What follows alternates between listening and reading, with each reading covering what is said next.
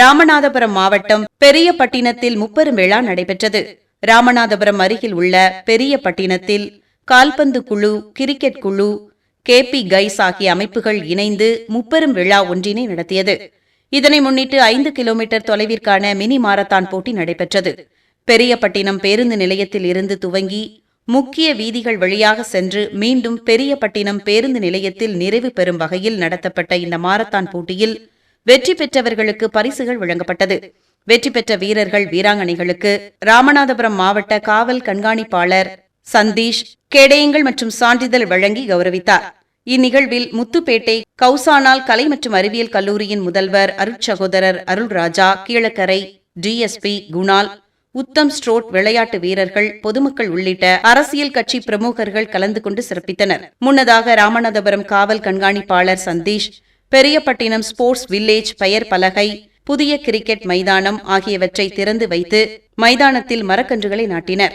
இந்நிகழ்ச்சிக்கான ஏற்பாட்டினை பெரியபட்டினம் கால்பந்து குழு Mohammed ஜசாம், KP guys, Syed Shafiq ஆகிய ஒருங்கிணைப்பாளர்கள் செய்திருந்தனர்.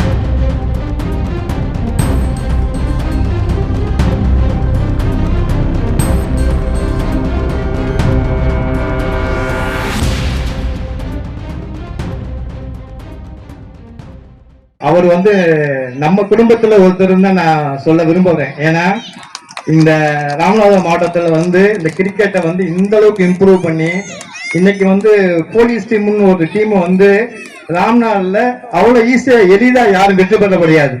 அந்த அளவுக்கு வந்து ஒரு கிரிக்கெட்டை உருவாக்குங்கிறது வந்து சாதாரண விஷயம் கிடையாது.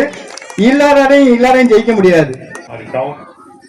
தலைவர்கள் பேரண்ட்ஸ் நிறைய பேர் வந்திருக்கீங்க. அதே மாதிரி நிறைய கிட்ஸ் இருக்காங்க. எல்லாருக்கும் வணக்கம். ஃபர்ஸ்ட்லி வந்து இந்த மாதிரி ஸ்போர்ட்ஸ் ஈவெண்ட்ஸ் எனக்கு ரொம்ப ரொம்ப பிடிக்கும்.